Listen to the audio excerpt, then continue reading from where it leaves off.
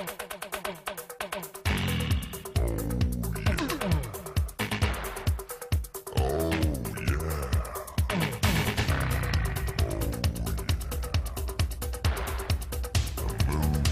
right, we're going to give you some tips on this video on how to most easily assemble your new snow globe display. Nick's going to perform the operation. I'm going to talk you through it. Step one, very key, unpack everything. Get yourself as large and as clean a works area as you can. The best option might be a large table, but assuming that's not available in most cases, we're going to have Nick assemble this on the box. This is the actual box that the tower parts came out of, and it'll serve as the work surface. So we recommend you doing it that way. That's how Nick will show you. Notice that he has all the parts laid out in the same orientation. We want the tabs on all the panels facing the same direction and the pockets leaning in the same direction. That's important to getting this thing square.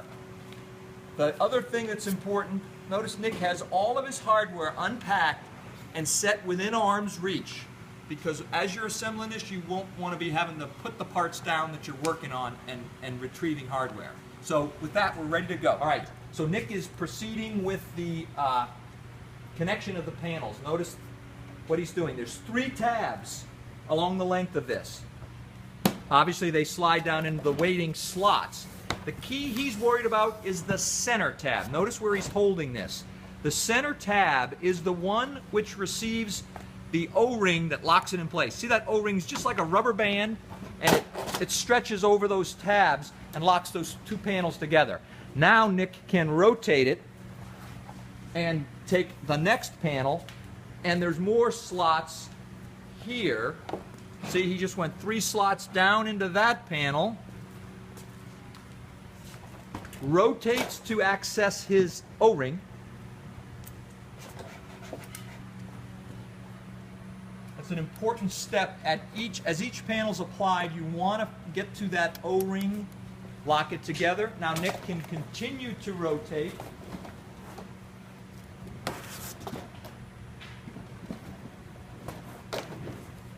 He keeps getting it to essentially the same position.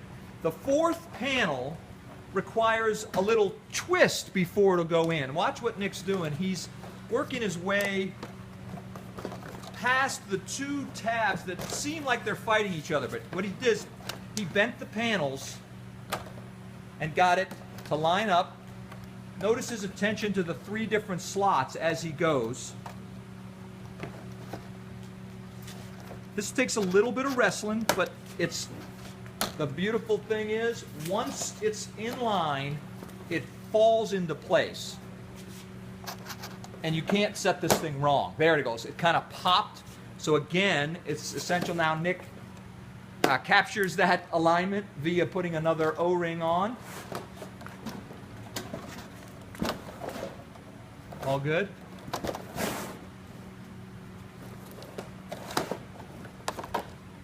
He had not put one of them on, so he's putting his 4th O-ring on now. Notice he had to snug the tower together. If the tab doesn't stick through far enough to get the O-ring on, you've got to pull on the tower a little bit.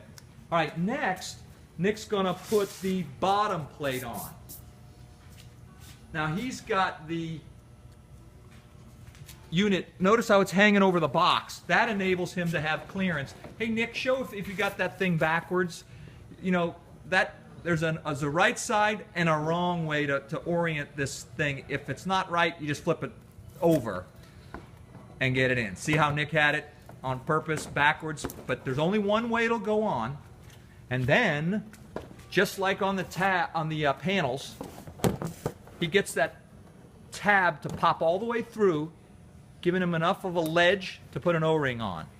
With each O-ring, this unit starts to get more sturdy. There, he's getting it to pop through, getting his O-ring on. Again, each time you anchor a panel, the integrity, the structural integrity of this unit starts to increase. So he's almost got the bottom plate on. Hear that thing pop when he got it in line. Now, he's going to go around to the front, or the top actually, and this is best done on its side. Notice he's got what we call a little metal hub in the instructions, and it's with the tabs pointing towards him. He inserts about an inch or two down into this panel and uses the little clear rivet clips. And here's an important thing. Notice he got 3 clicks out of it, and that means that clip is completely attached. There are little ribs on it, and if you only click it to the first rib, it's not as strong as if you can get 3 clicks out of it. So Nick's now going to anchor that metal hub to all 4 panels. It takes a little dexterity with his fingers, a little patience, and it's important to get all of those 4 rivets snapped. Okay, now that the tower's all together, or the hub's in the top of the tower, we want to get this thing ready to set on the base. Notice I'm showing this wrap, which was part of the inner pack. The poles came out of these cavities, and it's important that you don't throw the packaging away till you get all the parts out. But now that Nick's got the poles, what he's doing is, it's pretty obvious where that goes, but we supplied this rubber mallet so that you can hit that thing hard enough to see where his finger's pointing. You want to get that black shoulder firmly engaged around the base. Okay. Next, he's going to assemble the upper part of the pole. And then in the hole on the base, the lower part of the pole, Nick's going to insert the hardware, which is the cotter pin or the hitch pin. Then over the top of the pole, first the washer, then the bearing, then another washer. That's what the tower will sit on. We have a high ceiling here, so Nick's going to be able to lift this tower up. Remember, there's a hole in the bottom of the unit. If you don't have a high ceiling, you're going to have to do this on its side.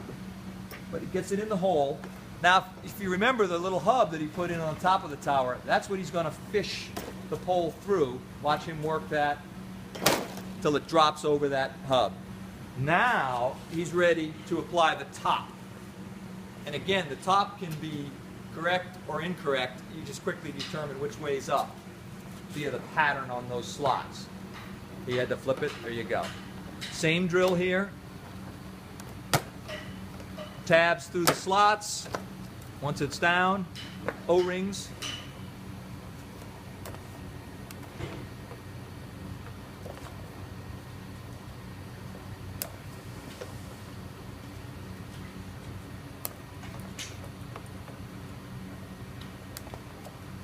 Okay, he can, right now if he wanted to, you don't have to peel that, but that's a peel and stick sign to go center of the unit. And then the last thing to do is to secure the pockets in their down position. That's done with the 2-part plastic rivet clips that nest together. Watch as Nick feeds it into the hole and then drops the pocket down, the tab on that pocket to line up, gets 3 clicks. This is going to stabilize the pocket. So it takes them, they were shipped to you in this rotating position. He's going to lock each one of them down through that hole as you saw. So that's a step you have to repeat for each pocket as you go along. Let's fast forward to the very bottom pockets. Notice that tab, what Nick's doing here is he's going to feather it into that slot. And once it's down like that, and once you have product in it, it'll sit neatly right on top of the deck. That's when you know you've got that pocket in the right spot.